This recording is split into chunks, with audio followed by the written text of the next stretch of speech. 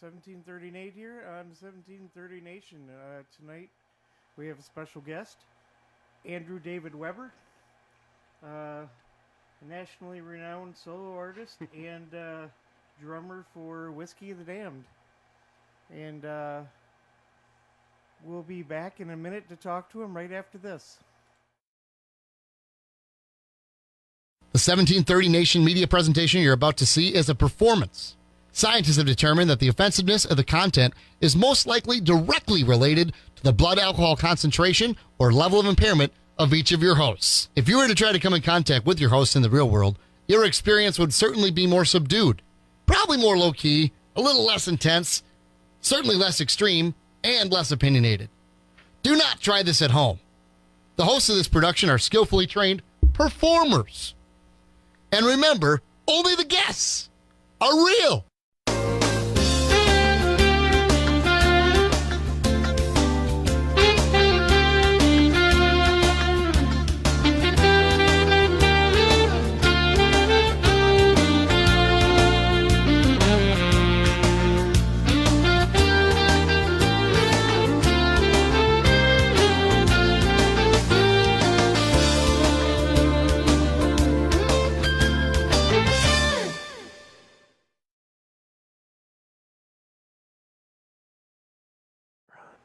And we're back, just like I promised. I'm getting pretty good at that.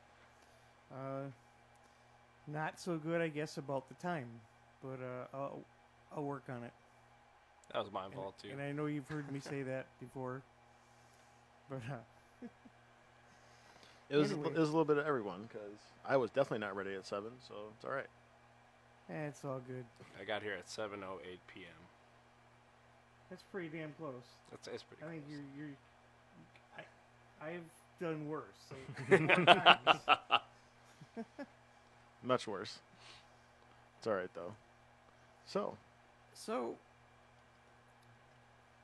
Andrew David Weber here is a prodigy, a virtuoso, an amazing. He plays just about everything. It's pretty amazing. I don't play trombone. No trombone? No. Okay. So basically, would you say it's fair to say anything that you don't blow into? I don't know. I blow into some things and some positive results are yielded. Oh, really?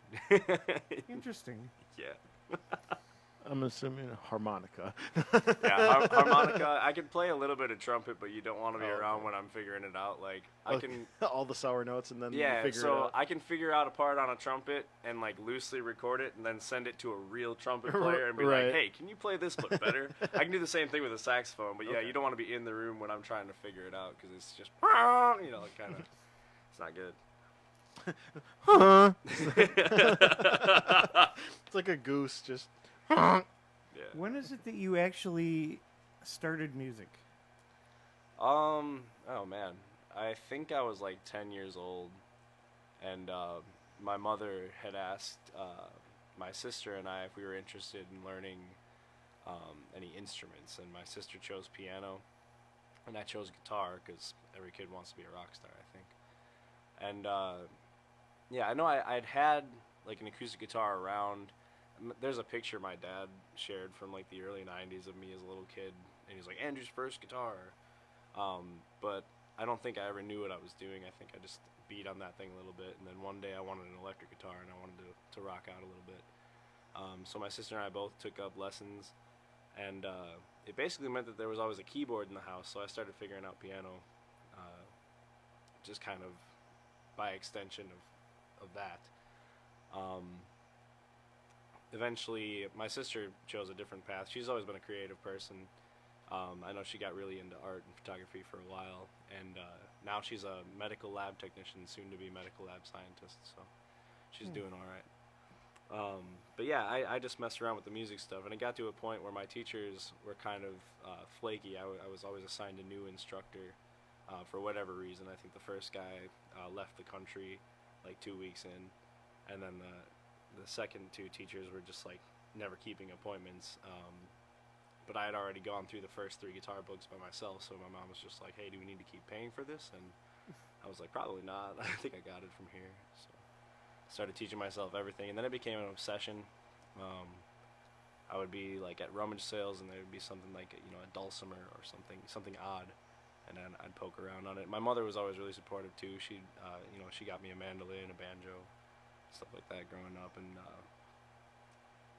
I remember I had a Gibson SG when I was like 13 or something like that. I had been saving money for something, and my dad was like, "How about you give me that? I'll give you what's in the trunk of my car right now." And I'm like, "All right, this sounds like it'll be a good deal." Seems like a pretty good deal. Yeah, I At think the I end had there. like maybe $100 saved up, and he gave me a Gibson SG, so I got Some pretty good value there. something like that. Because I wanted to be like Angus Young when I was a little kid. And then I would watch the AC/DC live at Donington concert, like all 2.5 hours of it over and over again, and just play Nice. along with every song. And then as I got older, I figured out I really wasn't an SG guy. I just Oh, thought yeah. it looked so cool when he did Yep. it. Yeah, it definitely has an interesting feel to it. Yeah. And then I got really into like Metallica and Megadeth, and I started getting really heavy, and I became a Gibson Explorer fanatic even before I had played one. I wanted either a Gibson Explorer or a Jackson Kelly KE3. Yep. And then I got really into Coheed and Cambria. Dude. And Claudio Sanchez just Nice. rocks Explorers. I'm like, he has Yes. curly hair and an Explorer. That'll work out. And then Good role model. when I got around to actually playing one, I fell in love with it. So now I'm a Gibson Explorer freak. And Hell yeah. I think I'll always have one. Absolutely. Those guitars are great. Yeah. So to answer your initial question, I was 10. That was a really nice expansion though, on like the start, Yeah. and, like, where it went from there. I like that. Yeah. Oh man, Angus Young. Pretty cool. Pretty big rocker. Do you like the movie School of Rock? It's funny. Yeah. It's a good movie. It just always kind of reminds me because like whenever people say AC/DC, it just reminds me of Jack Black. It's kind of just who I always visualize as like those guys in AC/DC, like just like those fun Yeah. like the actual like the quote unquote like rock star guys, Well, and, they embraced it. So my guitar Heavily. player Matt Schutz, we've been in a bunch of bands together. I mean, he's in Whiskey of the Damned Yep. as the bassist. Oct 29, which is a funk experimental band we started in 2005. Oh wow, okay, So that we're still doing it. Hell So yeah. we're still doing things with that. But he plays guitar for my live project for this solo project. Yep.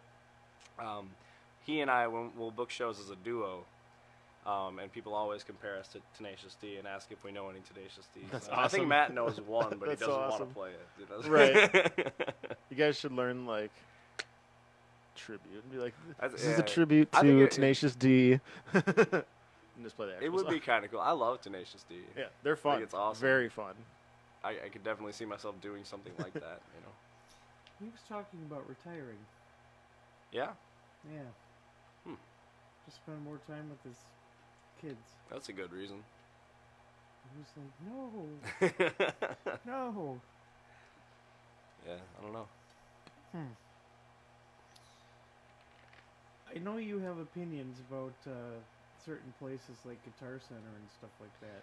Yeah, What is your and coming from the little place in West Bend? that you Music do, Academy.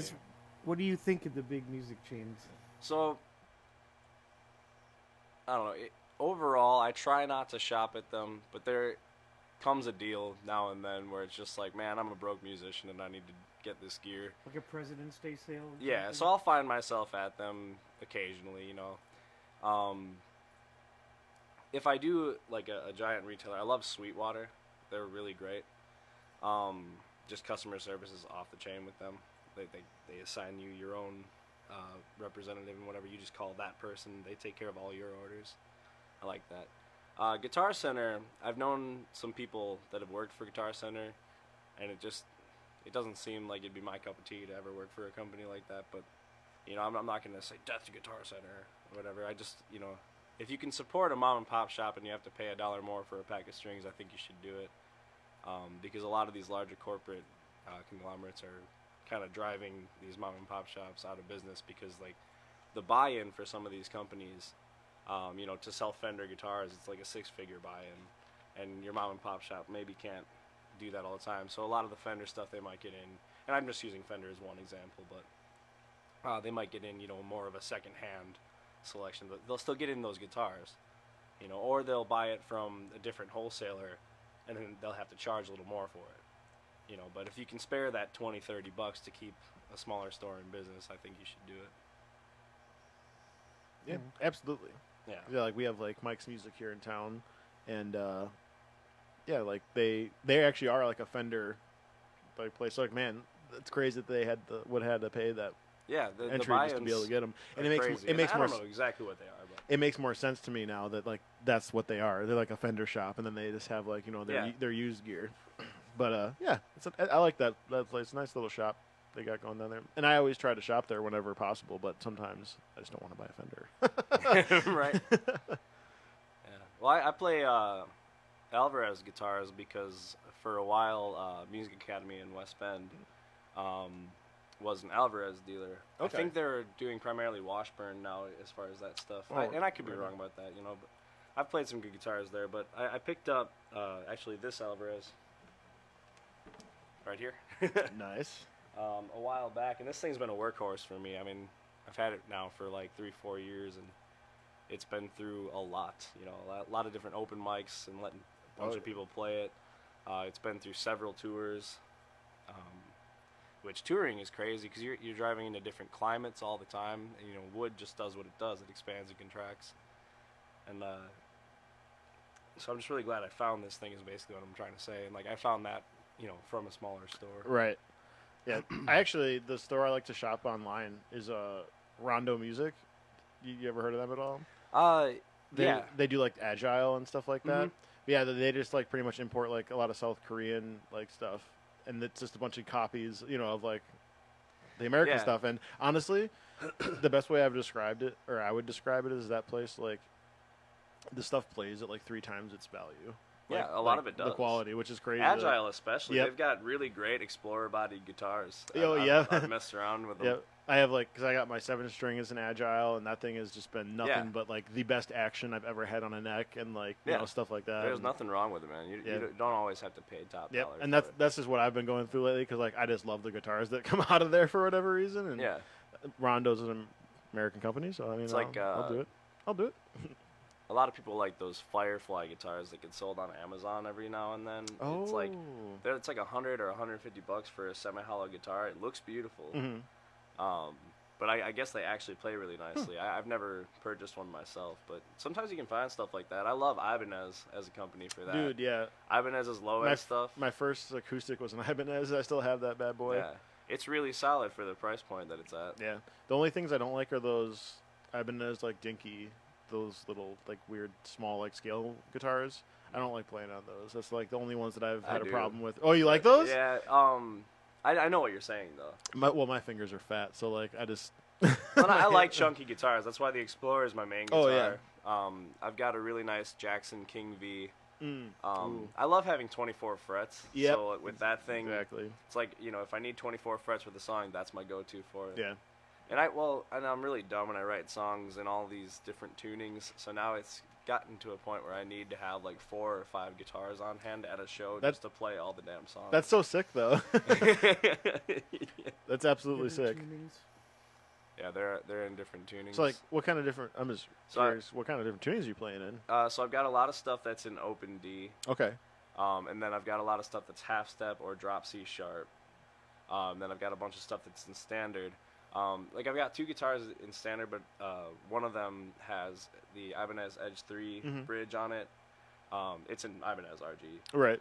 And so that one I call the dive bomby guitar. Okay. And anytime that I need something dive bomby that's in standard, that's, Yep. that's where it That's goes. the one it Otherwise- happens on. Otherwise, it gets played on the V because it's chunkier and I Hell like yeah. it better. I need this guitar, these dive bombs. 'Cause it's just Yeah. gonna sound good on those. Right. Hell yeah. I like those. I like those Ibanez RGs. Those are nice. Yeah. I like those a lot. Yeah. What's your? I'm just reading this card. I can't see it on the camera, but so Nate has these on these cards he has. Unfortunately, it's washed out in white from the light on the webcam, but we have a black light here, and it's Redfish blue. he has these Dr. Seuss things written on the back of these cards. I just get to enjoy them. I wonder if I can mess with the settings on this webcam until it shows up. I wonder. It'd be interesting if I can do that. I'm gonna mess with the settings on this beer till it shows up. Dude, yes. It needs to happen. Show me, show me the card. I gotta turn. I'm gonna try this one. See what happens. Nope, that didn't do it. Let's see. Moving target. Right. Let's see. Oh, there we go. There we go. Found it. Let me know when it's empty. We're good. Dope. All right. Now that I can actually see them, and it doesn't. I didn't actually fuck with the actual look too much. So, good shit. Good shit. What's your next question there, bud? So, something you've talked about before that I'm sure you will have no problem discussing again, because it's kind of a neat idea. The Rebel stage. Yeah. I would say, what is the purpose? Where are you going with that? And I really like the origin story. Yeah. So what the Rebel Stage is, it's spearheaded by Jim Rice and Owen McCarthy. Jim Rice is Whiskey the Damned's manager, and as a lot of people know, Owen McCarthy is the singer of Whiskey the Damned. Basically, I think it was in like 2008, Owen and some friends were supposed to play on the Tiki stage, but the spot got double booked. So what they ended up doing was making like fake laminates and stuff like that and getting themselves in. They found an outlet, and they did this every day. They set up and just played there, and eventually they got caught by the event coordinators and stuff like that. They're like, hey, we could have you arrested, but we like what you're doing, so as long as you don't impede the walkway, you can keep doing this. And then eventually they got into more talks about, being recognized by Summerfest as a thing, and that's why you're starting to see a lot more publications talking about the Rebel Stage, and it's called the Rebel Stage, well, for that obvious reason. The way it started was sort of rebellious. But also, like, it's trying to put independent music, unsigned bands, back in the festival circuit. Because, like, a lot of the stuff on the main stages, it's cool stuff. But you have these stages that kind of are at the whim of their sponsor. Whereas the Rebel Stage has no sponsors. We can do whatever style of music we want every day. And, like, we have a hip-hop day one day, and the next day is metal day or something like that, or singer-songwriter day. And, yeah, it just gives, a lot of Wisconsin bands the chance to get onto the grounds where they can play, and some, big shot might walk by and say, hey, we need to get that guy on the Harley-Davidson stage next year. Absolutely. And that's happened a bunch of times. It's been really cool. So you get A&R people to come check out your shit? It's crazy. Like, all sorts of people end up hanging out at our stage. We've had a couple guys from the Guffs come by and then just hang out there. Didn't they originate from Milwaukee? Yeah. Okay. Yeah. So you'll find some of those guys at our stage now and then. One time we had to lend Steven Tyler a picnic table. None of us got really close and able to talk to him or whatever, but this guy came up and he's just like, hey, this might be a weird question, but Steven Tyler needs your picnic table. Can you have it? And we're like, yeah, sure. Like, yeah, I guess. Steven Tyler. Sure, man.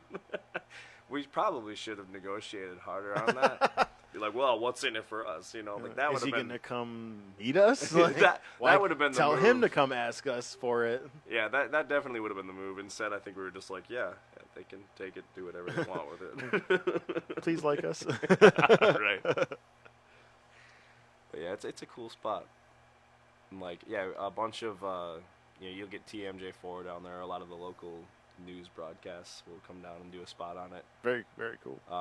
And then a lot of the publications too, like Journal Sentinel or Milwaukee Record, they've taken an interest as well. So, who's in charge of who gets to play, and how picky are they? So, the booking submissions are all reviewed by Owen and Jim. Okay. Owen basically takes the first stab at going through it, everything. I mean, you're talking like 3,000 submissions, to go through. Really? So I think it's usually, I could be wrong about this, but usually I think it's when he gets to about 1,100, his brain fries up a little bit. And so people would be wondering, hey, what's going on with the stage? What's going on with the stage? Like, dude, it's 3,000 submissions. Like, give the guy a break. But I'll usually get a message from him about that time, like, hey, what band should I put on? Or, hey, can you listen to these 50 bands? I can't tell the difference between them anymore. Like, his ears are just shot after a little bit. And then, so he'll ask other whiskey bandmates to help out with the booking. And then Jim Rice owns Walker's Point Music Hall, which is a mid-sized venue in Milwaukee. And that's sort of become the Rebel Stage's like permanent home. So a lot of shows that get booked there, if there aren't spots that are filled, I think Jim has no problem going in and saying, hey, these guys are really good, let's throw them on there.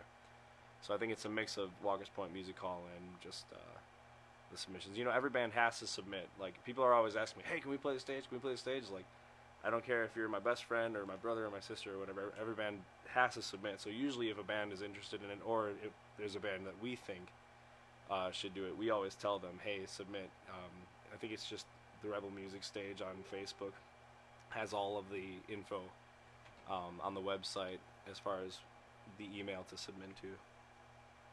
I think it's info@therebelstage.com, but if I'm wrong, it's on the Rebel Stage Facebook page. Right on. Hell yeah. So, yeah. So, speaking of the place that you mentioned, the water. Oh, Walker's Point Music Walker's Hall? Point. Why did I say water? It was IW. I got that part. Yeah. Okay. It's all right. You're doing something there this coming weekend, right? Yeah, I'm recording a live album. It's the first time I've ever done this with my project. Whiskey of the Damned actually recorded a live acoustic record there that we're currently in the mixing stage on. And that started sounding so good. I've been sitting with Ryan Coots. He's an engineer at Cherry Pit Studios, and we've been picking through that stuff. He had a lot to do with your most recent single. Yes. Yeah. Yeah. That's a wonderful song. Well, thanks, Amazing. man. I appreciate that. I had that on repeat the other day. I appreciate that a lot. Oh my gosh. For sure. Spotify over and over and over and over. So yeah, I was sitting with Ryan Coots, and I was listening to how good this Whiskey the Dam live recording was sounding, and I'm like, you know what? I've got a solid lineup with my band now. We've got Steve Cook on drums. He's actually from St. Louis, so it's been a long-distance relationship that's like 5 years in the making or something like that. But I was like, I'm feeling really good about the lineup to where I want to record this lineup. I've got Matt Schutz and Brian Link, both Whiskey the Dam bandmates, and Steve. And so it's just guys I've been playing with forever. And they really understand the sound. So I'm just like, we need to get this down, like this energy, and just put that out there. Because you can't really do that just in a studio. So I want the live in front of an audience Right, the live feel, aspect like of all the natural feel of it. So I just really wanted to do it. And being that we'd already done it once before at Walker's Point Music Hall, I was like, that'll be the place. Hell yeah. That sounds awesome. So, can people witness this event? Yeah, this is open to the public. It's $10 at the door. The Roving Scallywags, really good Irish punk band, is going to be doing an opening set. So that's Saturday the 29th. Doors open at 8 p.m. And then the Roving Scallywags will take the stage by 9 and do probably a 45-minute to an hour set. And then we'll just rock the whole night. We've got a ton of material. It's 2 full sets, and I'm putting in some acoustic stuff. So, like, the idea is that there's incentive to go to the show because we're going to be debuting a bunch of new stuff. We don't know if it's going to make the live cut. The live record will probably end up being like 40 minutes long, but we're going to play well over 2 hours. So like, it kind of works out because that way when it comes out, somebody can be like, oh man, I was there, but they'll have in their mind other stuff that happened that the people listening to the record after it's out will not have experienced. So And I can say for one, amazing things happen at shows that Andrew's at. Appreciate that. He does some weird things like impromptu carrying around a keg and playing drums. Oh, on it. God. Just, That's a whiskey the damn thing. Hell yeah. um, Yeah, some of that weirdness has carried over to this project for sure. So this is just your solo project, correct? Yeah. Or like the Andrew David Yeah, Weber, it's- like quote unquote. So Steve, our drummer, as I mentioned, he's from the St. Louis area. He's in a band called Homeless in Hollywood. They're super fantastic. Okay. Definitely check them out on Facebook. what genre? Oh, I'd say they're like rockabilly, emphasis on the punkiness. So they've Very- definitely got a very cool. major punk edge to them. But they just did a radio show down there, and Steve said Andrew David Weber Explosion. And I was like, we have to call it that now. Oh, God. Because he said it on the radio. So we were going by Andrew David Weber Band. I mean, we've changed the name a million times. We were Andrew David Weber and the Voice of Experience. Okay. We were Andrew David Weber and the Howl of Insanity was another idea because of the new record being called The Howl of Insanity. Okay. Very cool. Andrew David Weber's Experienced Friends. It's just been strange. Just a bunch of a rolling list of puns. Yeah, pretty much. But yeah, now Steve put it after he said it on the radio. He put it on Facebook with instead of explosion spelled the normal way with an E, it's triple X explosion. Oh, God. And I'm just like, geez, that is so amazing. Like, That's good shit, though.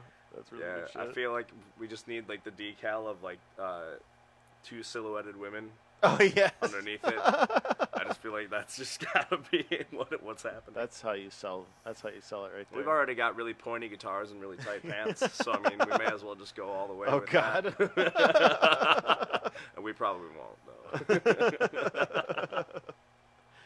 Oh, man. That's good shit right there. Speaking about Walker's Point some more, if someone were to follow your Instagram, they would see that you've had the opportunity to do sound Yeah. recently. Well, a couple months ago.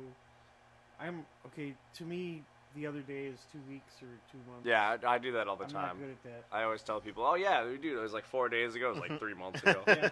I don't know, man. But you were able to do sound for some pretty interesting and some pretty big acts. Yeah, what- DRI some of came the stuff through. that went down. Dirty Rotten Imbeciles came through. It was one of the biggest shows we had there. We had like 240 plus people in this relatively small room, but it was a really great crowd. And the cool thing about running sound for that show is when I was a kid, I stole a cassette tape from my dad. And it was like a metal mix that I think one of his friends had made him or something. He wasn't even sure where he'd got it. I'd asked him about it multiple times. Like, I'm not sure who made that tape or whatever, but yeah, you can have it if you like it. And there was all this like kind of old school thrash on it. And I didn't know what half the songs were because, this Right. wasn't exactly when you could just Shazam things. Yeah. Nothing. If it's not labeled, well, it's just that song that goes like this. Yeah. Well, anyway, the name of the song escapes me right now, but I'm mixing for DRI and I hear this tune and I'm like, let's see, they started in 1982. I'm fairly certain that DRI is on that mixtape, And I'm just like, wow, what a weird thing because this is like 20 years after I've taken that mixtape. What a crazy random happenstance. Yeah. I love when stuff lines up like that, though. Yeah, it's great. Stuff comes around full circle in like a weird way you just never expected. Yeah. Super cool. We've been getting some really cool things there. Aesthetic Perfection was another really big show that was there. It was like a bunch of like European synth pop stuff. There were like 8 bands on that show. That's cool. Aesthetic Perfection has something or someone in there has something to do with Boy George, actually. I wouldn't doubt that. They seem like, that genre, definitely. I seem to follow that chain from the Instagram. Looking Yeah. at what you had there and their page and then who followed them and so on. And a lot of people are connected that you wouldn't expect to be. I play with Unity, the band, every now and then, and they, so they've got their core 4 guys, but they'll hire on like a keyboard player or whatever. Then the last guy, I just mixed for them, and it turned out it was the keyboardist, and I'm really bad with names, but it was the keyboardist for Joe Bonamassa. Oh wow. It's like, and then Kai, a lot of people call him PETA. He's my buddy in that band. He goes, yeah, man, tomorrow we're playing with James Brown's old guitar player. I'm like, wow. Unity is. Are they like that reggae group? Yeah, Okay, they're out of Menasha. Yeah, I actually. It's kind of. I don't know if it might. I wonder if the drummer have like long curly hair, or like one of their percussionists. Long curly hair. Their guitar player does, I think. Might not be the guy. Or their bass player. I was I'm trying to think. I was jamming with a guy who was like playing percussion like slash drums for them for a while. Yeah. Well, so I've seen it's tough with that band because I'm used, like I said, I'm used to the same 4 dudes showing up, but I've seen other dudes in there. Like I've seen them play as a 7-piece, and I've seen them play as a 4-piece. Oh so wow. I never know who's gonna. Yeah, it's been a couple there. years since I was jamming with Yeah. him, so he just might not be in there anymore. The first time I met them must have been something like 8 years ago. Yeah, And, that's wild. That's wild. Yeah. Yeah, I was. That's like a band I hear about a lot in Wisconsin, like Because aren't they like quite good too? They're amazing, and they travel all over the world playing their music. So I mean, they're definitely well established. They've been doing it forever. They actually run a festival called Midwest Sunsplash. Okay. I don't know if you've ever heard of that before. I can't say. I want to say they have that in Menasha now. I think Okay. we're playing it on July 25th. Very cool. But yeah, Midwest Sunsplash. It used to be, I think it used to be in Sister Bay, up in Door County. Okay. And then eventually they moved it down closer to where they live, I think. Right. A little bit more to the home base. Yeah. And from what I've heard, it's just blown up. Like, I see stuff about it all the time. The last few times that it's gone on, I've been on tour, but this time, it was actually while I was playing a show with them. Like, hey, man, do you want that spot? And I'm like, hell yeah, I want that spot. Like, who's going to say, no, I Absolutely. don't want to play an awesome festival where all the proceeds go to really good charities. Yeah, like It's sign all, me up. Yeah, like, please. yeah, like, I think it's like this one, it's all, everywhere the money is going, I think, is to help kids in need. Stuff like that. So you can't say no to stuff like that. Yeah. Like, Perfect. Yeah. They're a great group of guys in Unity. Hell yeah. Okay. A little bit about Whiskey the Damned. Okay. You guys have done some extensive tours. Yeah. What are some of the distances or areas you covered? So we've played in 46 states in the U.S. We've reached anything outside of the country has mostly just been like an Owen acoustic thing. There was a little while where we split up to cover ground. Like, I think I was on the West Coast in the U.S. and Owen was over in Ireland. But we were both playing and advertising with the whiskey name at the time. So like that's pretty cool. Yeah. But with the band itself, I mean, for 8 years straight, we would just bounce around the United States and go everywhere. I remember one really stupid but really cool tour. I don't know. I call it stupid because it honestly was. It was crazy. There was a festival called Get Shamrocked out in California that we really wanted to play on. Right. So we played it. And then there was a festival in North Carolina a week later that Okay. we really wanted to play on. But we had driven out with a van and trailer. Right. So I think we put one stopover gig in Phoenix, Oh, wow. Arizona, Oh, and God. just trucked right over to the other festival. Jesus. Yeah, and people are like, how are you guys here and there at the same time? Didn't your Instagram say you were in California yesterday? You're in Arizona today? Yes. Yeah, but it was all a driving tour, you know? Yeah. Man, Man. with trailer. But, That's a lot of hard driving. I'm Yeah. assuming a lot of switching off. yeah. Damn. Yeah, man, it's been some crazy. There was a time in Whiskey of the Damned where we would go out for like 2 months at a time, come home to check the mail, Right. realize it was all bills that we didn't want to pay, and just take right back off, you know. These days we spend a lot more time down. Well, Owen and I both have solo projects, and we're extremely supportive of each other's solo projects. I think he's like 3 songs into his album or something like that, and I'm really looking forward to hear it. He's one of the best songwriters that I've ever worked with. And then he's living in South Carolina for the time being. I think the next time that we have an adventure, we'll call it, we'll go down to Florida to play a few shows. We're playing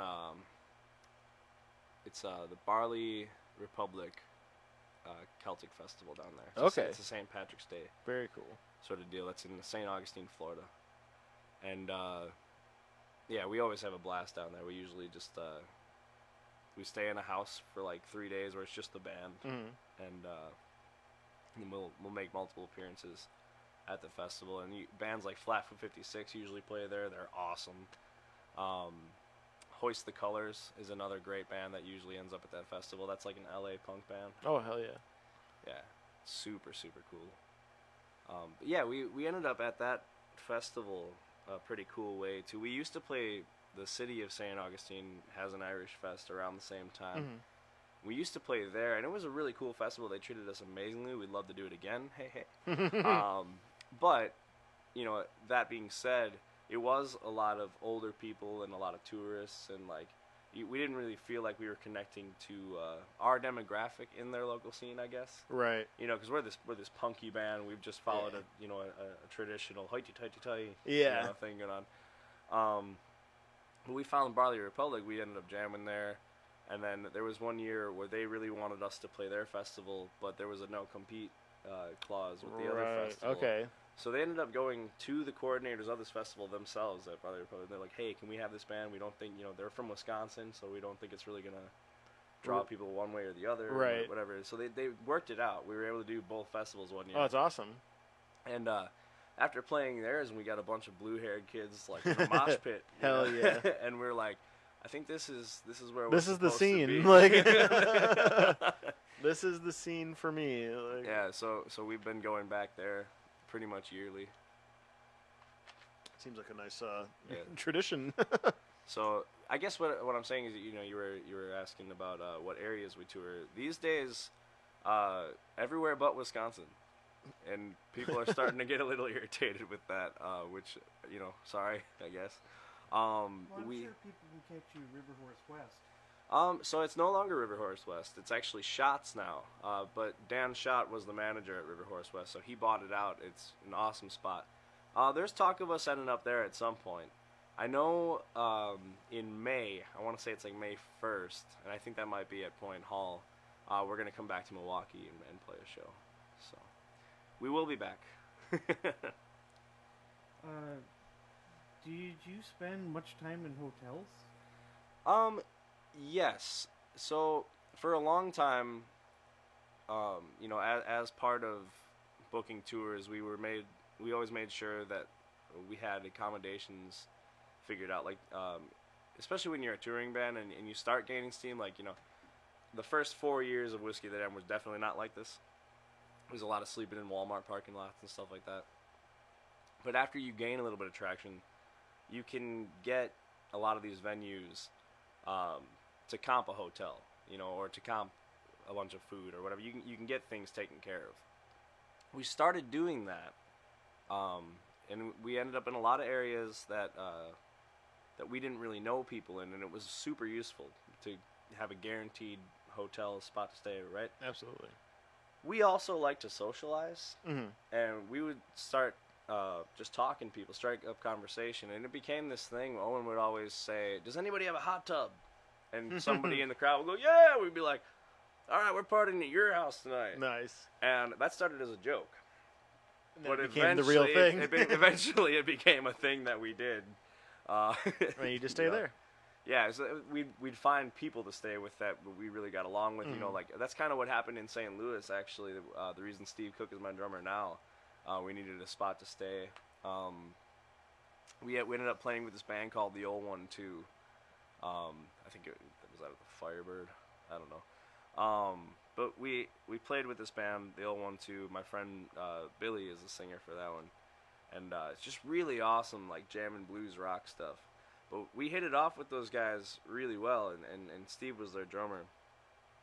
We ended up, I think, staying with Billy the next 4 or 5 times we were through St. Louis. Oh, there you go. Yeah, Hell of a deal. and now whenever I'm in that area, it's like a split custody thing. Whenever Whiskey of the Damned is there, we spend like 2 nights at Steve's. Oh, and right then on. like a night or 2 at Billy's. But Nice. we gotta hit both to make them feel equally loved. Hell yeah.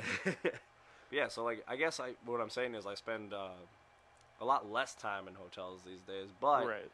when I'm in an area where I don't know people, I still try to get it comped because I like having a safe place now, especially now that my gear is all really nice. Yeah. For a long time, it was you're playing on duct tape shells and stuff like that. You don't really care all that much. But then you start getting stuff and you're taking care of it. Like You want it to last. yeah. So now I've got this great gear. So like I will look for hotels with secured parking lots Yep. and stuff like that. Like And no bed bugs. it's of a lot more importance now. When I go to a hotel, I don't take the $40 Motel 6 anymore. I just can't. That's fair. Yeah. But like I said, it's free is always better, and making friendships and stuff like Oh that. yeah, that's huge. It's still way more important to me. So You get like that network across the country then. yeah, because at the end of the day, like if I can play that same venue, and if I have a place to stay or like find people to stay with, I can usually get that venue to throw me like another $100 or something like that, which goes way farther because I still am a broke musician. yeah, exactly. Like I still got to buy gas and all my food and like this, that, and the other thing. That's the Is that one when- major. Oh, When sorry. you start popping out the CDs, Huh? is when you start popping out. Oh the yeah, CDs. yeah. So I used to make albums that were just for gas money. I would have my laptop wherever I was in the country, and it had a CD burner in it, and it actually was really cool. I could burn the image of my face. What, a light scribe on there? Yeah, the light scribe. That's it. Yeah. So I would light scribe the image of my face onto a disc, and I would put like 6 acoustic songs that I recorded in a hotel room or something like that. And I would make like 40 copies or however many blank discs that I happened to have. Right. And once those were all sold, they were out. It was just to get gas money in the tank. That's so smart. Though. Yeah, and I used to do that before tours all the time. Oh yeah, but like just get some funds raised. Yeah. Well, and so now I'll have people ask me like, "Hey man, how do I get your record basements in hotels?" It's like, oh, That's a fake record guy. Like can't. It's like It's I made 40 of them. it's exclusive. 36 of that one Oh actually. shit! Made 36 copies of basements in hotels, and I sold all of them. Put Now the you got money in you the got to put it tank. on Spotify. I could probably get some of that stuff mastered properly, and whatever. I'm sure it's on one of my computers still. Do it. Do it. You got to do it. Yeah. My Just make a plan is to re-record all that material, Oh, and yeah. make it into like I say just proper albums. make like a comp, just like all the gas CDs into box one. set. Just a volume 1, 2, 3 or something. Yeah. That'd be pretty well, cool. there's a lot of material there too. Hell yeah. A little off topic, but Kayla said maybe you can discuss your video a little bit. Oh, the video for How Would You Know, I'm assuming. Yeah, so Shots, as we mentioned before, was formerly River Horse West, and that's kind of like my home bar. Do you know what that is, by the way? A hippo. Yeah. We looked it up one day and we're like, oh my gosh. So the horse logo just looked cooler. I think there was a hippo logo drafted at some point. They're just like, no, we're not going to put a big hippo on this thing. Anyway, so River Horse, which is now Shots, was always and still is my home bar. It's like the first bar that I started playing proper gigs at and like figuring out how to play a real show. I basically built up my skills there. So when it came time to make my first official music video, I wanted to use that as the location. And Christina, my friend who bartends there, she's a total sweetheart. But she's like 6 feet tall. She's got a massive wingspan. And I'm like, oh my god, it would be awesome to get hit by her. Like, Oh yeah. yeah, and as the intro to a video, like it'd probably be really cool. And so I go, hey, in a couple weeks, I'm probably gonna make a music video here. Do you mind hitting me in the face? Probably not a normal request. And she goes, what? I'm like, yeah, we're gonna make a music video. And she's like, oh my god, I'm so down.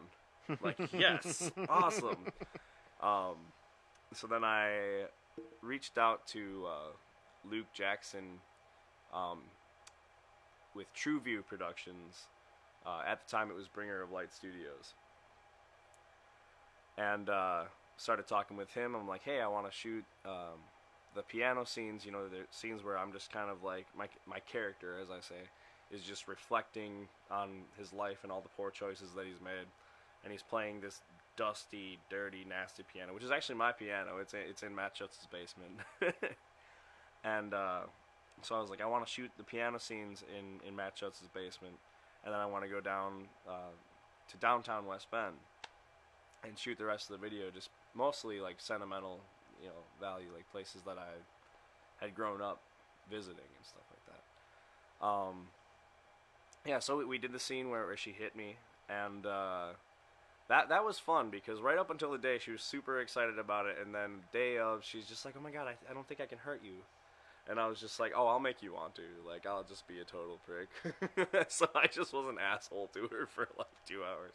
It felt really bad. I ended up buying her like a puppy Beanie Baby thing, because I was like, I'm sorry that I was so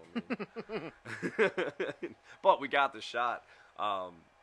It's funny, the reason that it cuts out where it does, like, because you can hear the smack, that's with no sound effects added.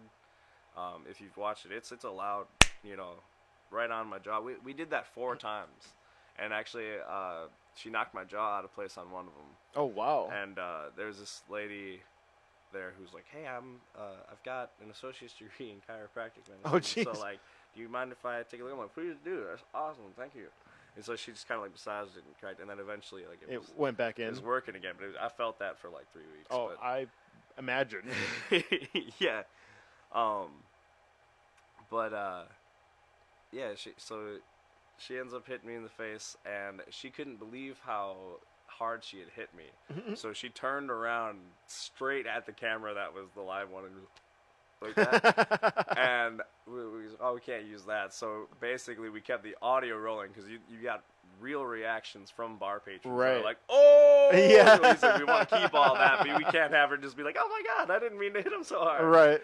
So yeah, we stopped it there, but it made a really cool intro. It got the desired effect that I wanted people to understand that my character sucks. Yeah, it's important. Yeah, you don't like this guy to start out with. He's an asshole. Yeah. So then you kind of see him just being a drunk and remorseful asshole throughout the 4 minutes of video that ensues after that smack. But yeah, man, I had a lot of fun shooting that, and like I said, it was the first official music video. TrueView Productions is awesome. They're actually coming out to do video for that live recording on the 29th at Walker's Point Music Hall. Very cool. So yeah, they'll be there. We're going all out. Every instrument's gonna have its own isolated track, and we've got an engineer. Andrew Hapko will be engineering that. He works with Third Coast in Milwaukee. It's a live sound company. And yeah, so we've hired people that we need to pay, so we need you to go. We need to be able to pay these people. Once again, I'm asking you for your musical support in this show. Like that. Yeah, I had a really smooth way to say that, but then I just realized that I was just beating around the bush. So it's $10 at the door, and we need it. We just need people to show up and pay the $10. 100%. It sounds like it's going to be an amazing time. So yeah, I'm hoping so. People need to go. When you mentioned getting hit 4 times, yeah, I was going to say that's wow, the punishment. This guy, we talked about this. I don't know. I had a bug up my ass about shooting something at the Adam Dunlaps. The whole stairs thing. Mm-hmm. This poor guy, I had him from every angle going down those stairs, crumpling up at the bottom, and of course every angle needed a running start and dive down the stairs for each single one of them. So I don't know, 12, 11 some number of times. he'd run and dive down those stairs. Well, so it's funny that you mentioned that because in the How Would You Know video, I can be seen crawling up some stairs at the beginning. So I want to do like an outtakes reel for that one day because there were times when I would climb up there and just let go and let myself fall down them, and they were still like the metal belted or tipped stairs. Right. So like, my rib cage was definitely feeling it. I was just like, we got some really cool looking stuff, Oh yeah. Oh yeah. But like not all of it can make the video. You always have to pick through that stuff and be like, so what actually helps the video move along? So there's tons of stuff I did, like Yeah, editing is sad. yeah, because So much stuff is like you're not gonna use it. Yeah. There's a bunch of takes of me just hitting cement. Oh, like God. getting God. thrown out. I had Dan shot. He's like 6'4" and I don't know, like twice my size. Right. like, ex-military dude is tossing me out of the bar. We did like 3 or 4 takes of that. And I would just let myself hit pavement, because it's just like, I know how to fall without breaking shit. Right. Because I've skateboarded and I never got good at it. So you fell a lot. Yeah, fell a lot. I'm a terrible skateboarder. But what I have learned is that I can hit the ground with a sick looking impact, but not totally mess my shit up. Right. So it was just all about it. Hell yeah. That's so cool. Yeah. I was just in a music video recently. I don't think I'm supposed to say what band it is because they haven't announced that they're making new music publicly yet. But I hope that they're continuing with this idea because I played a priest in their music video, and I got my ass handed to me by a witch demon. Nice. Yeah, so I hope that surfaces at some point. How did you get approached for that video? I saw my buddy who makes videos put out Like a casting a call? post. Yeah, Oh, okay, basically cool. he's just like, hey, I need extras and actors on. for this video. I'm like, yeah, what do you need me to do? Like, I'll do anything. I was trying to find a way to phrase that question so you wouldn't have to say like Yeah. what band it is. I'm like, wait, Yeah, I don't think I'm supposed to. Right. I think that was like made keep it sorta on the clear. keep it on the DL. Yeah, but of course when when I know it's coming out, I'll be all over the internet and promoting it. Absolutely. I just don't think I'm supposed to yet. So Not at quite the risk yet. of Yeah. Don't want to break saying my too much. don't want to break my non-disclosure agreement. right, something like that. Okay, this is a kind of a gear change here. In what way? All the touring and stuff that you've done, and you guys party pretty hard. Not Has so much there these days, been but yeah. Any sort of repercussion from the drugs and alcohol? Oh, absolutely. Yeah, it's terrible stuff. A lot of us in Whiskey of the Damned, I'm not going to say who did what when, but we've all dealt with some legal stuff here and there, myself included. And that really puts a hold on touring and stuff like that. And even just like, being a little messed up at a show, because like you'll show up at a place and, it might be Friday night and everybody wants you to drink with them and, party with them. Mm-hmm. But then you got to be up for like a radio interview at 8 a.m. Yep. the next day, and you're in Nashville, but you got to be in Knoxville, so you've got to drive and do this thing early in the morning. Mm-hmm. But people don't understand that you're a different city, different state every night, and it gets really hard to say no to that kind of thing, especially like with a lot of venue owners, because like food doesn't have the best profit margin. Yeah. They but get drinks that beer. do. Yep. So drinks, if they're gonna give you anything for free or entice you to play, Hit beer. they're gonna give you free beer. Yep. And I mean, I even noticed it a lot in 2015 and 16. I had put on quite a bit of weight, and there's a video of me at my worst, unhealthiest, and like I just really did not like who I was at that point in time. But it's the most popular video Whiskey of the Damned ever did. It's us playing "Hit Me Baby One More Time" with a band called Halocene. That's awesome. We recorded it in Arizona, and I like the sound of it is really cool and whatever. But just looking at us, we had been in in fights the night before, and it's just awful, man. Like, I looked grossly unhealthy, and even I can tell. People say they can't tell, but like with my voice, I can hear that I'm Not fully there. 100%. Yeah. Yeah, and that sucks. Eventually, I think you realize it, and you start making strides to make it better. So, like, with Whiskey Dave, you guys party a lot these days. No, like not really. We A little more chill. we play every show as sober as possible. Like I can't speak for other people, but like with shows, there are days I won't even have caffeine because it messes with my voice.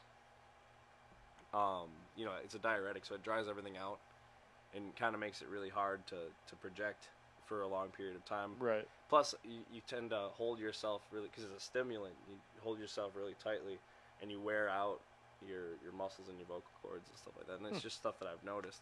So I try to be really, really chill about all that. I'll still have, maybe like, that's why I said as sober as possible, because like sometimes you'll be doing a toast at the beginning, and I'm at the point now where like 1 or 2 beers before a show can happen. Mm-hmm. But there was a time when like it was like nothing. Right. Because if I had the 1 or 2, then I'd be doing the shots that they're trying to pour in your mouth on stage. Yep. Right?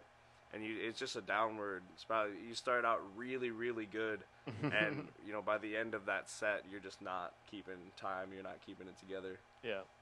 So I try to avoid that. It becomes a real problem. Yeah, I've always like, I try not to let anything affect the actual performance. Like in Whiskey of the Damned, the current rule is like, absolutely nothing like going in, right? But then afterwards, do whatever you want. Where once the job is done, I can't tell another guy, hey, don't do this. I'm not his mom or or whatever. Exactly. But you are his mom before the show. I have to remember an exception to that, though. Oh, like when we were messed up? Yeah, one time you guys pulled into River Horse West. Oh yeah, but that was back during that time that I was just saying.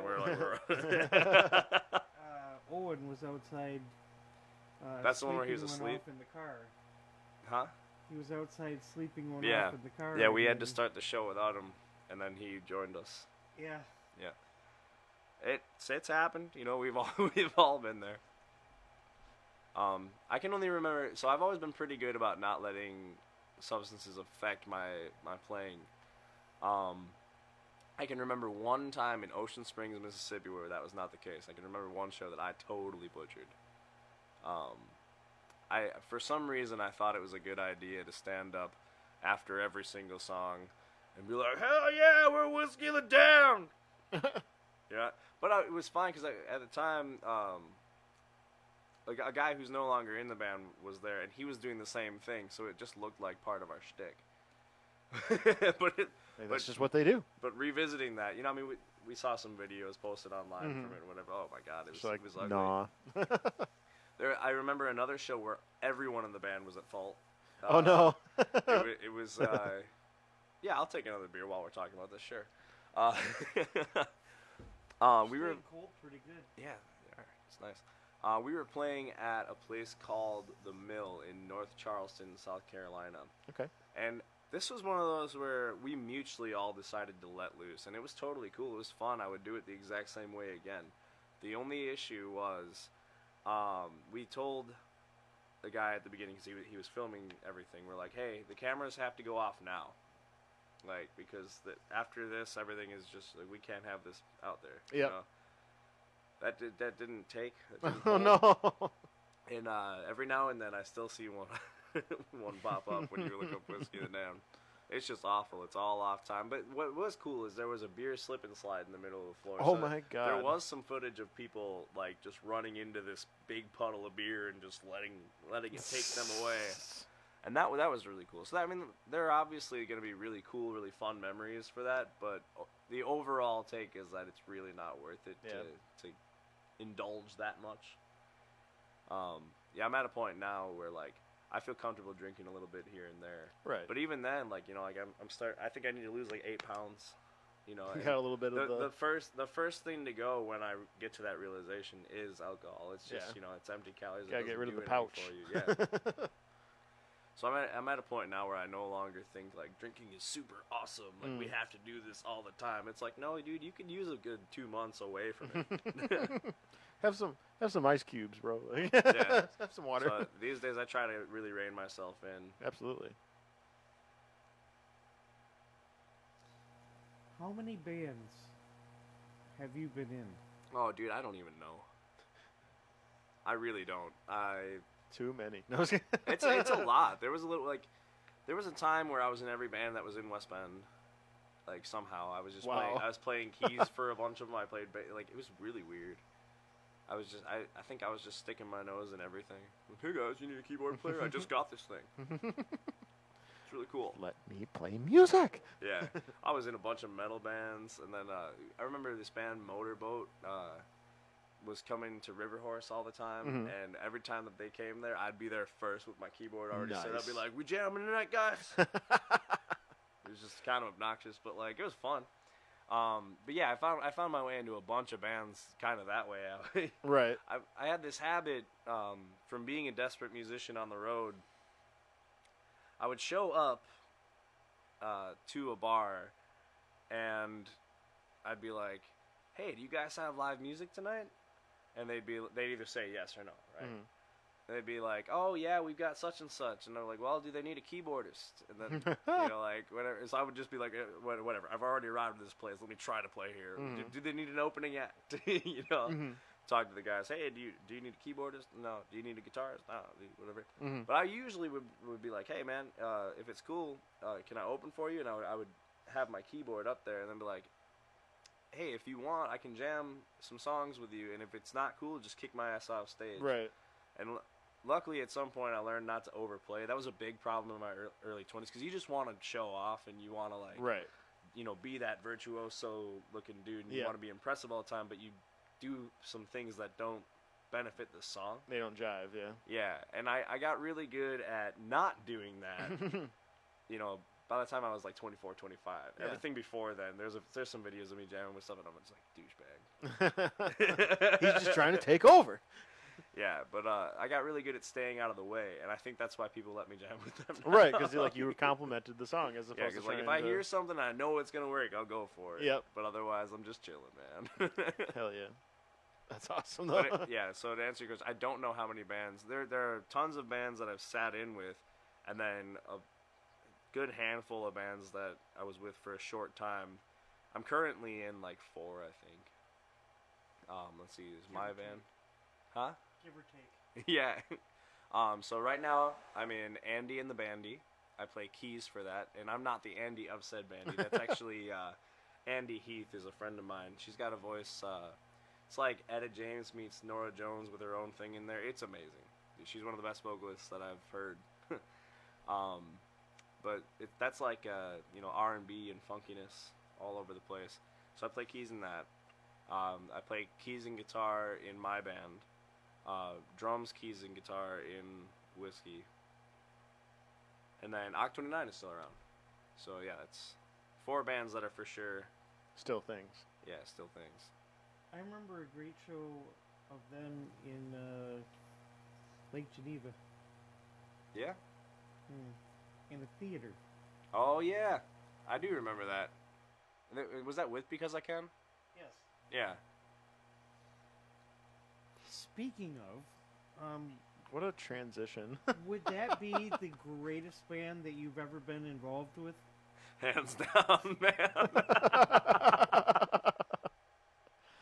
Oh my god. I wish Adam was here for that. And Adam. What? Yeah. Yeah. That's funny shit. Actually, They were really, really sad to see you go. I was sad to leave that band. But they'll all say that you were probably just the most amazing person that. Well, I appreciate that. Yeah, I loved working with those guys. I actually I did like a sort of Because I Can medley at a show recently. Because I used to cover a handful of the songs, even when I wasn't in the band. I saw you do that at the Paps Theater. Yeah, Pabst Tap Room is where I just did it on Saturday. I needed some time to kill, and I was like, oh yeah, I used to do this because I can medley songs. So That's so cool though. and I always credit it too. I always say where I got stuff. I like to tell people like I stole this from such and such. You know, it's like my buddy Shane Dar who lives in Neenah. I play a bunch of his material and don't pay him any royalties. But like I'll gladly be like, hey, I've stolen this material from Shane Dar. He lives in Neenah. He's Wisconsin's #1 country singer. He's fantastic, and that's why I've stolen his stuff. Well, Nice. I case it because I can. Somebody's got to play it. Yeah, nobody's playing it anymore, Yeah. so. Nobody else will do it, so it's kind of. Well, You know. I do that with, there's a band called Fallen Saphira that was in West Bend, like early 2000s. And Cam Hodges, or as he goes by now, Mr. Cameron James, he wrote the lyrics to a song called Goodbye Is Forever. And I've always loved that song. And one night when I was in Skylines with him later on, it was a metal band. And I played it for him, and he's like, you know what, man, that's yours now. Nice. You can just have that. That's awesome. Like, sweet. But he said something similar. He was like, that band's not going to play anytime soon. Right, so right, you may right, as right. well just go ahead. So, yeah. Yep, someone's got to play it. It's not going to be me. I love learning my friends' material. I do it all the time. I just made 2 records that neither are released yet, but I've been recording a full length and an EP with a guy named Liam Kyle Cahill. Mm-hmm. It's a hell of a name to say.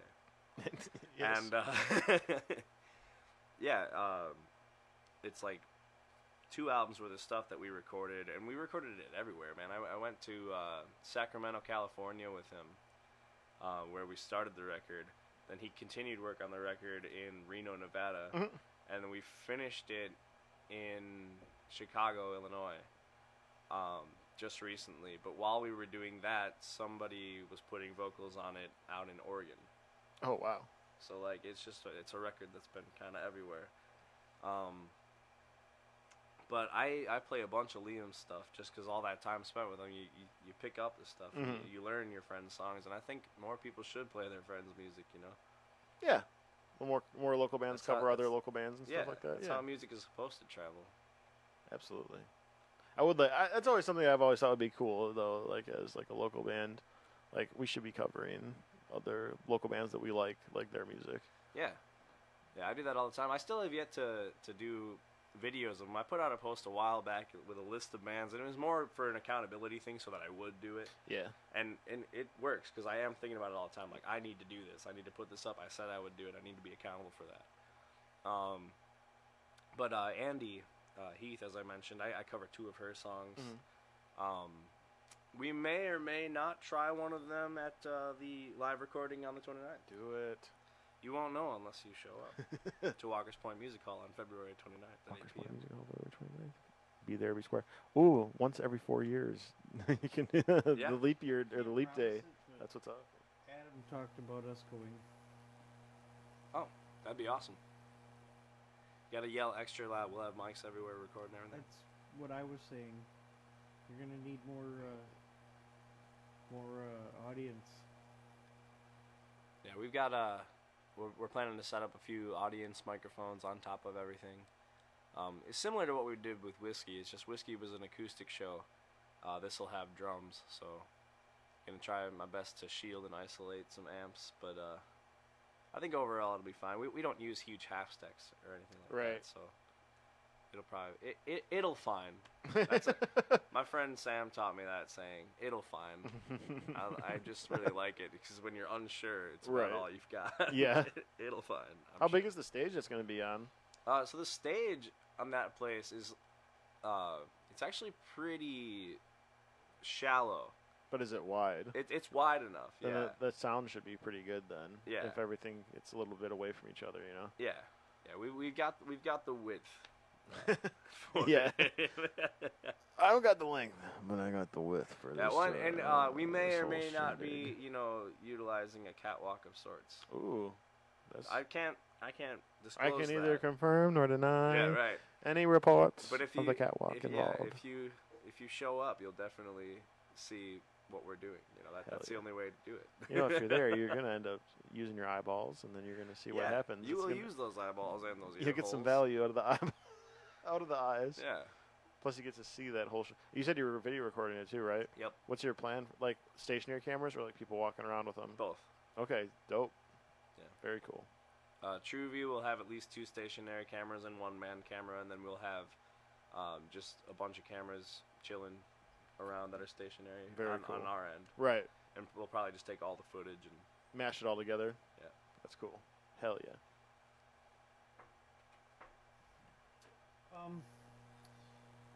So I can imagine there's a few women out there, and maybe even a few men, that are curious whether or not you are single or taken. I am taken. I have a girlfriend. Her name is Ashley.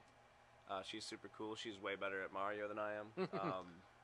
Nate brought it up with this shirt being super cool. I had to admit that I kind of suck at Mario. Really not greatest at it, but I got a text from Ashley the other day that said I rescued the princess. So she's pretty dope.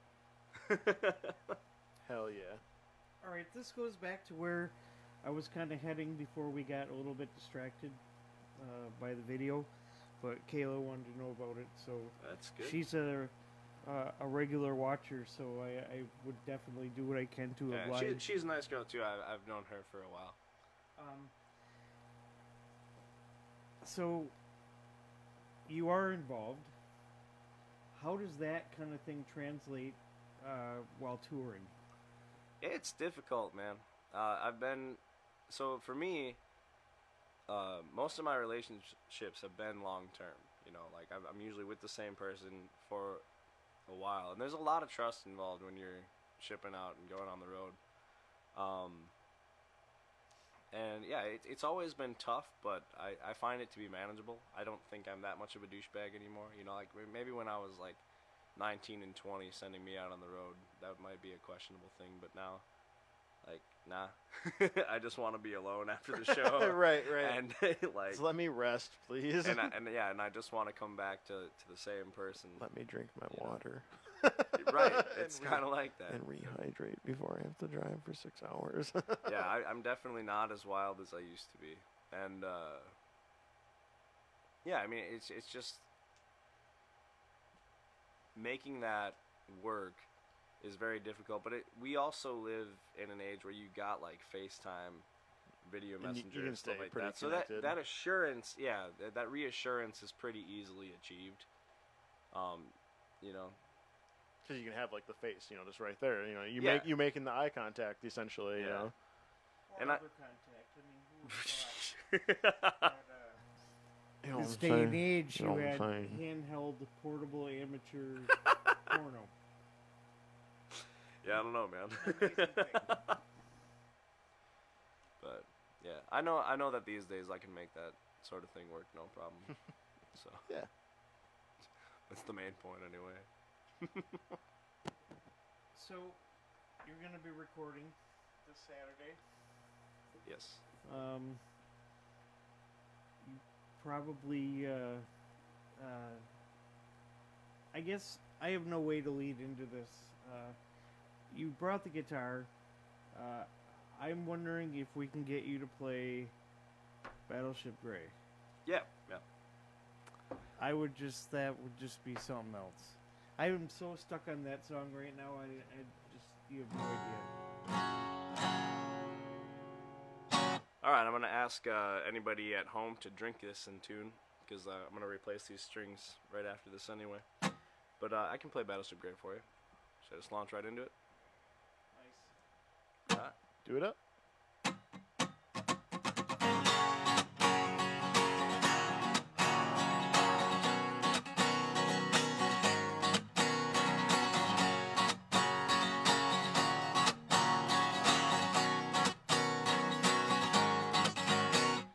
Angel, how is life out there? Do they treat you fair? Do you miss my stare?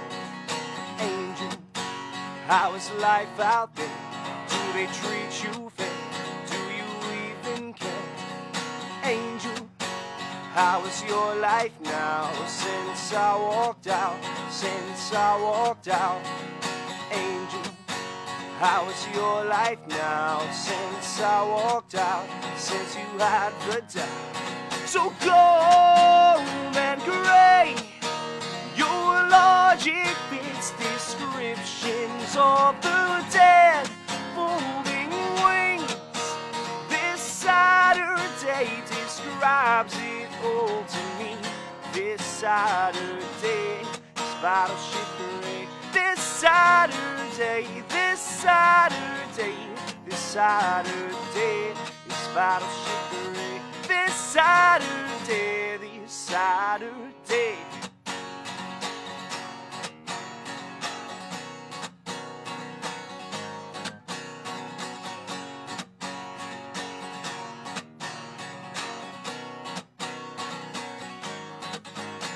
Now, Angel, do you still get scared of all the things out there? All the things out there. Angel, do you still get scared of all the things out there? And do you need me there? I want you to be free of all that does oppress you. I want you to be free of all that does regress you, makes you so cold and gray. Your logic fits descriptions of the dead, folding wings. This Saturday describes it all to me. This Saturday is Battleship Parade. This Saturday, this Saturday, this Saturday is Battleship Parade. This Saturday, this Saturday.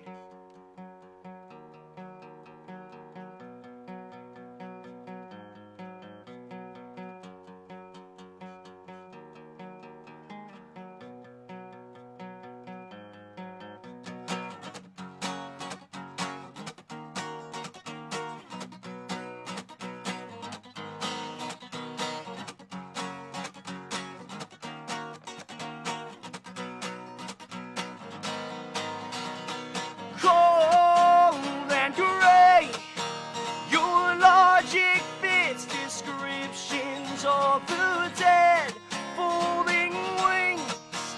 This Saturday describes it all to me. This Saturday is Battleship Parade. Well, all you know, this Saturday is Battleship Parade. This Saturday, this Saturday, gold and gray. Your logic fits descriptions of the dead, folding wings. This Saturday describes it all to me. This Saturday is Battleship Parade. This Saturday, this Saturday, this Saturday is Battleship Parade. This Saturday, this Saturday.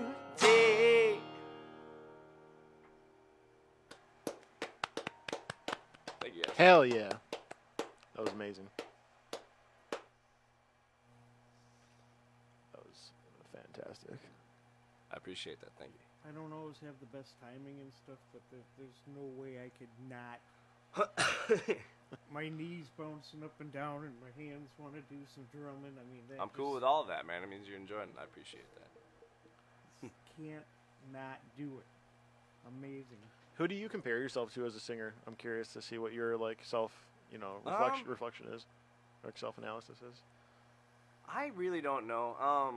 So I have someone in my mind, and I was curious if it. So what I get a lot, I can always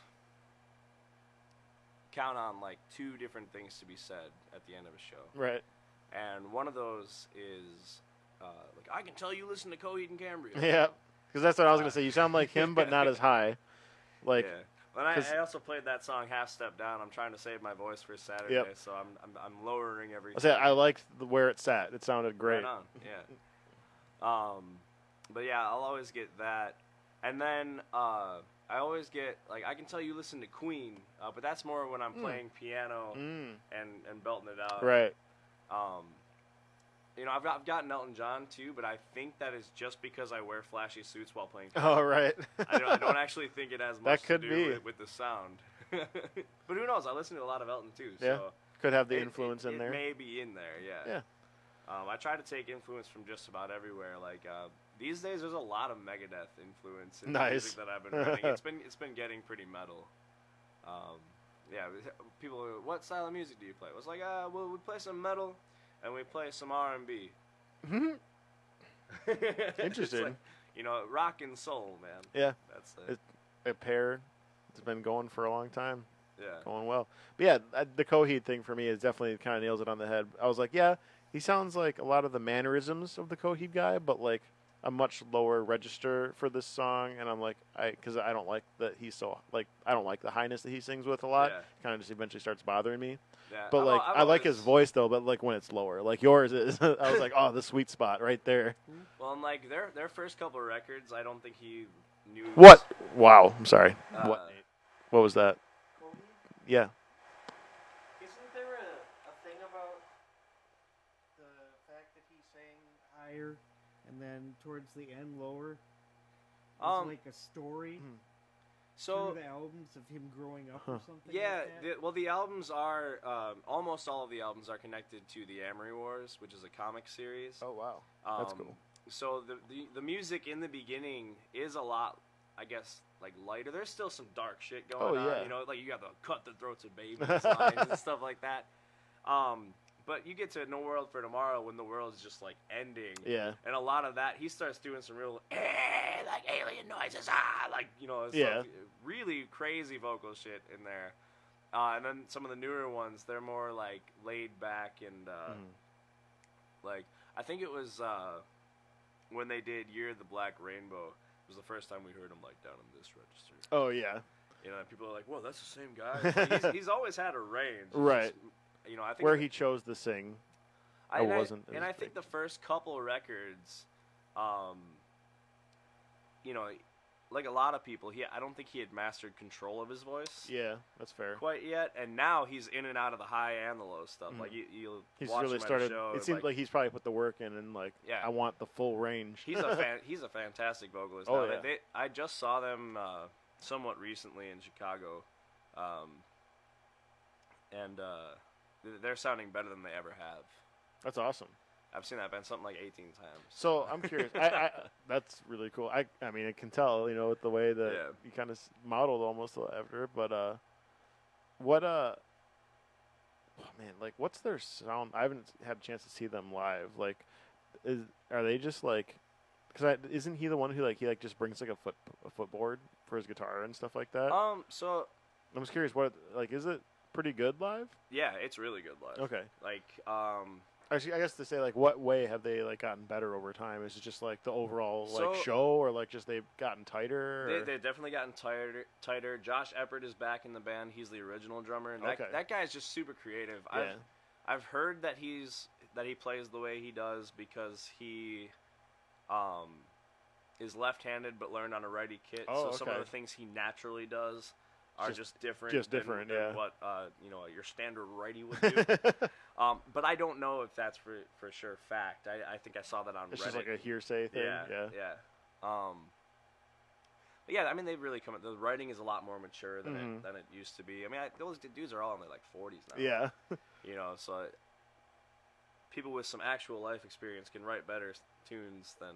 Yeah. Some There's going to be a with little none. bit more meaning behind what's going I on. always think it's weird when people are like, "Man, I hate how they changed their sound." It's like, dude, they're just evolving. Like, Yeah. and they ruined it. It's like the old stuff still exists. Like, if you like that better, you can listen to it. Yeah, you It's can like still listen to all when of it. people It's- remake movies, oh my god, they better not touch this one. It's like, so what if they do? This it exists. the original will always still You exist. can It doesn't watch it. It doesn't go away. It's fine. Like, I don't know. Like my sound constantly changes. I can't wait till I have enough people like that people will be hating like that. Oh, right. Like his basement or whatever that was. the basements and hotels. The basements and hotels record is the prime. So much better. Prime David. Yeah.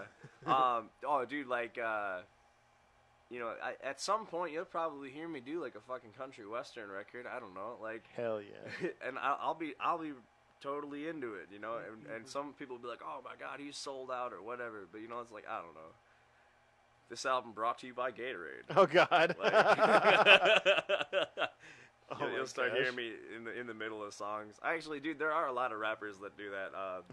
They get endorsements from like companies. That's incredible. And they'll mention Bacardi. But even then, even that to me is not that bad. Like as far as selling out, if you're working it into a creative thing, that's like, fine. That's totally. It's fine. like product placement in a movie. Everyone has to pay rent, man.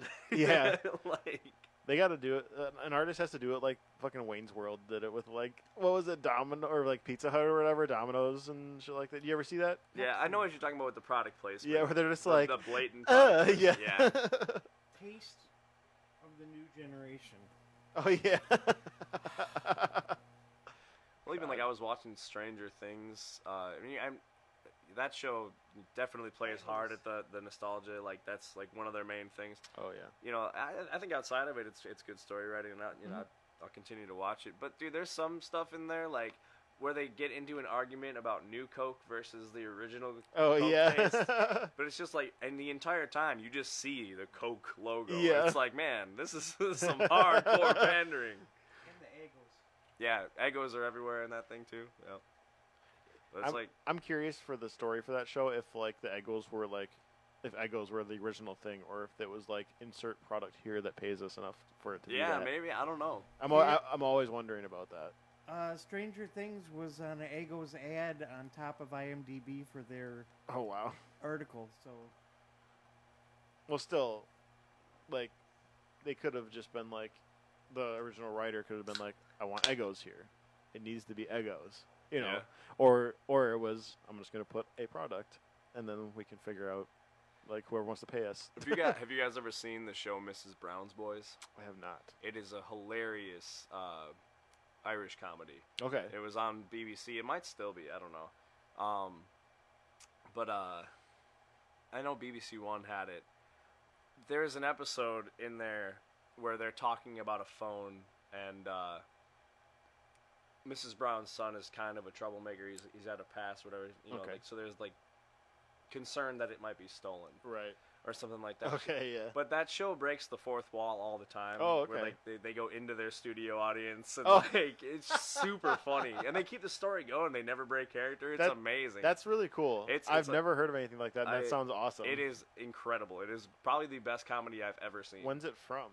Like recent or like? Yeah, so I don't know if they're still making it, but like I know they were making a lot of episodes around the time that Whiskey the Dam recorded Monsters Are Real, which was in 2013. Okay. And I know some new stuff's come out since then. What was this show called again? Sorry. It's called Mrs. Brown's Boys. Mrs. Brown's Boys. Okay. But so you know how they break that fourth wall all the time. She goes with this phone that he's got. What's with all the black tape? He's BBC rules and regulations. I can't show you like whatever. I can't show you. It's like okay, but we all know it's an iPhone 4, and it's just like blatant put in there. Like, but then they keep the script going. It's awesome. That's amazing. I love that.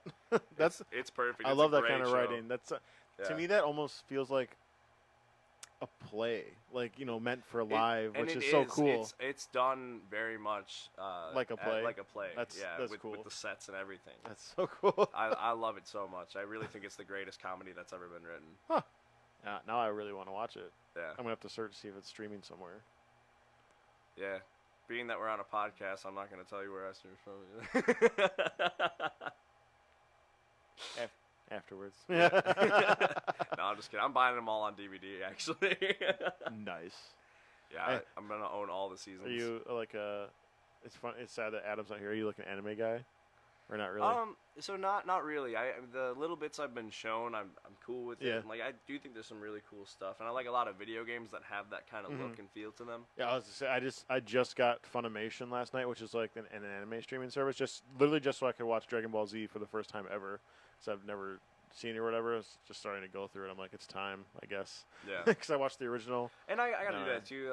Like I don't know, man. I think when I originally tried watching that, I was a bit of a partier. Right. So you're just like, So I don't think I ever had the capacity or like the readiness to absorb it. So maybe I'll try that again. Yeah.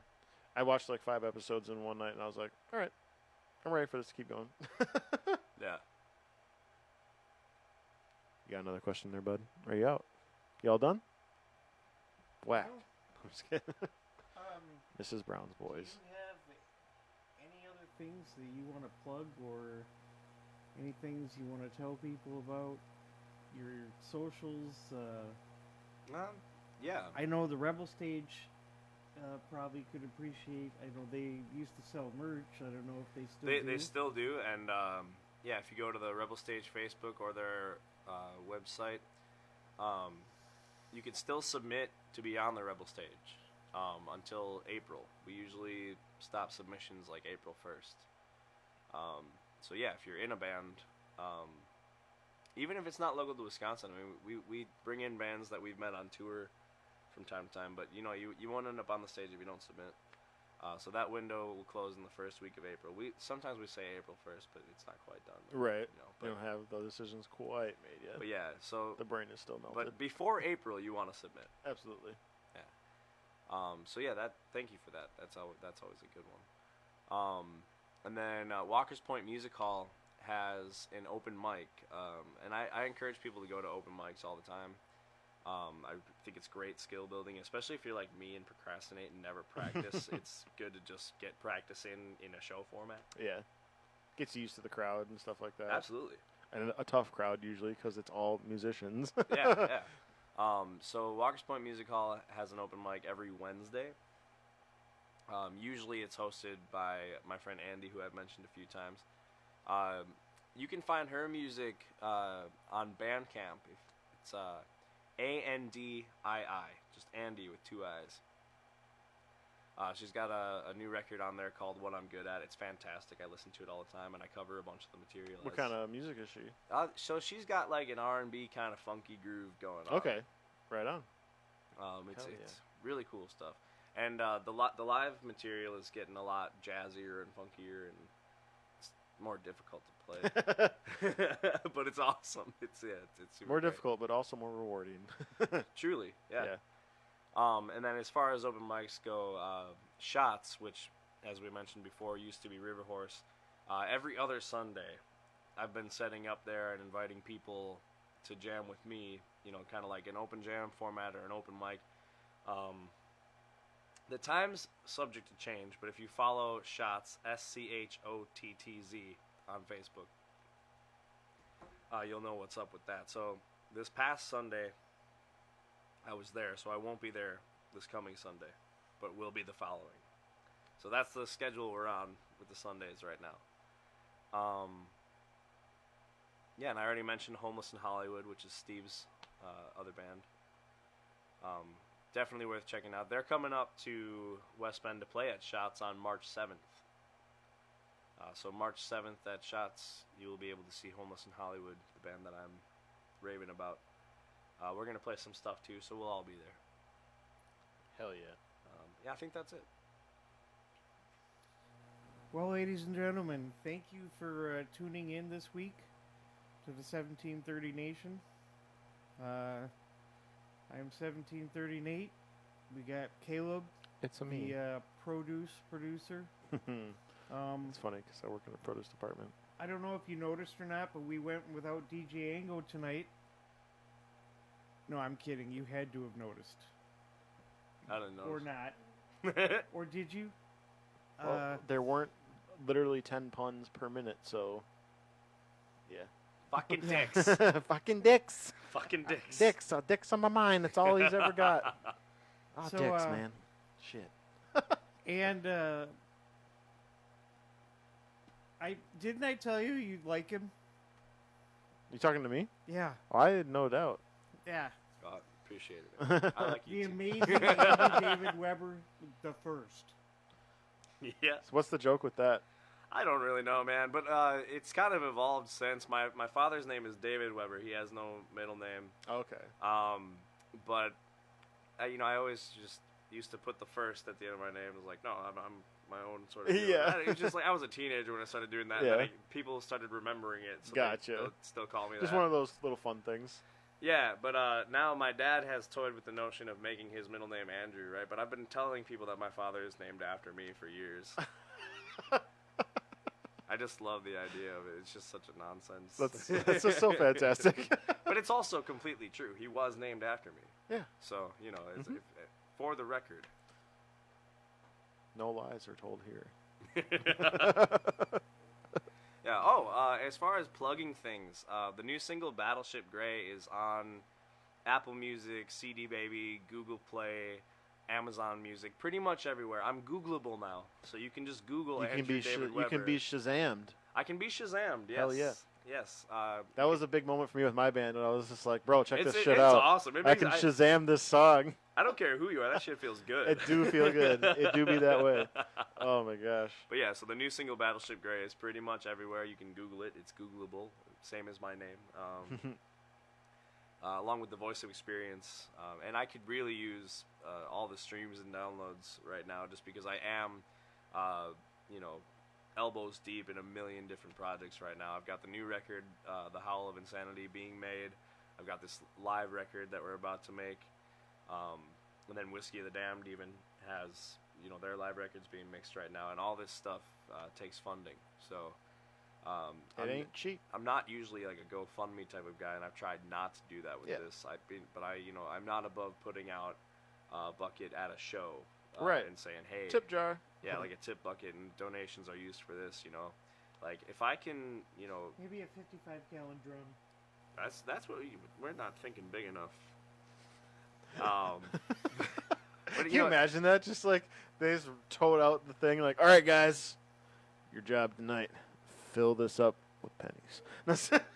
Yeah, but like as far as like getting everything mixed and mastered, if I can have enough to do that, and then maybe grab a sandwich, that would be ideal.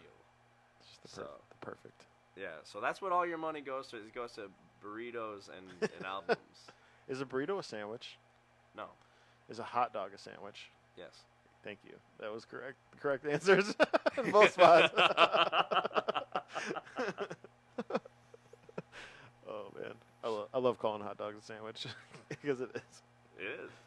If you're gonna call a gyro a sandwich, Yeah. I guess I would call that a sandwich.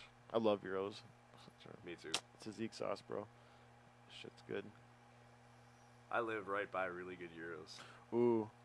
Yeah. Just like a great place for them. Yeah, well, actually, a few of them. Milwaukee's got great gyros, like all over the place. I suppose that makes sense.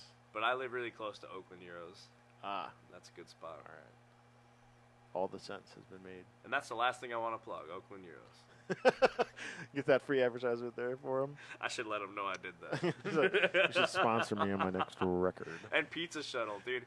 Pizza Shuttle shows up at my house 4 times What's a day. a Pizza Shuttle? Pizza Shuttle's a restaurant in Milwaukee. They just drive around, bake pizzas as they go? They just have an oven in the back of a van? It's a restaurant with a really expansive menu. So I mean, if you're like, oh, you can order till 4 a.m. or something like that. Jesus. It's awesome. That's wild. That place is so cool.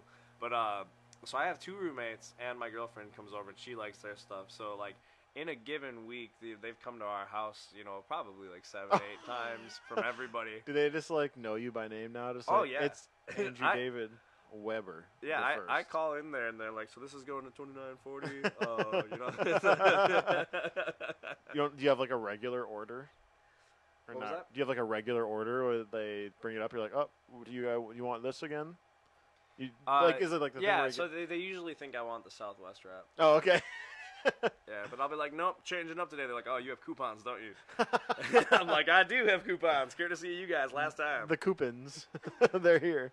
Yeah, well, they brought me a bunch of coupons because they're like, hey, we found a bunch of these and they all expire within a week, but we know you guys order here all the time, so just take this insane amount of coupons that all expire on February 29th. So you just ate all Pizza Shuttle that week? For every meal. Pretty much. So they just deliver? Huh? It's just part of their thing, they just deliver? Or no? Yeah. Okay. Yeah. For some reason, the name just makes me think they just make everything on the road. I don't know. They should. There used to be in Fond du Lac. There used to be a thing that was literally that. It was literally a van, and they would cook it in the van as they drove to your house. Oh, that's cool. It was. The pizza was kind of gotta whack. have something like that. The pizza was kind of whack though. It was like frozen pizza. Wasn't that great? Was not that good. So Nate, you got any closing statements for us, bud?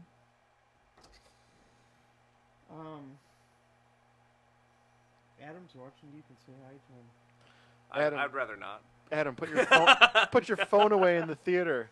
God, I tried. I'm just kidding, Adam. I love you. Hi. that dickhead got his phone out at a theater. What a rude motherfucker. Well, this has been an incredible night. It's gonna be hard to find guests this good. It's always a treat. So join us next week, 7-ish. 7-ish. I like that. It's You always got to do that. I run on whiskey the damn time, you know. I aim for 7, but you know sometimes life just happens. Yeah, sometimes stuff happens. Sometimes I just don't have my computer set up, and I gotta plug some stuff in. And like today, where I had to get the lights set up. It's usually my fault though, but whatever. It's all good. So yeah, come back 7. Check it out again. We'll figure out something to do. Yeah. Have a good night. Yes, have a good night.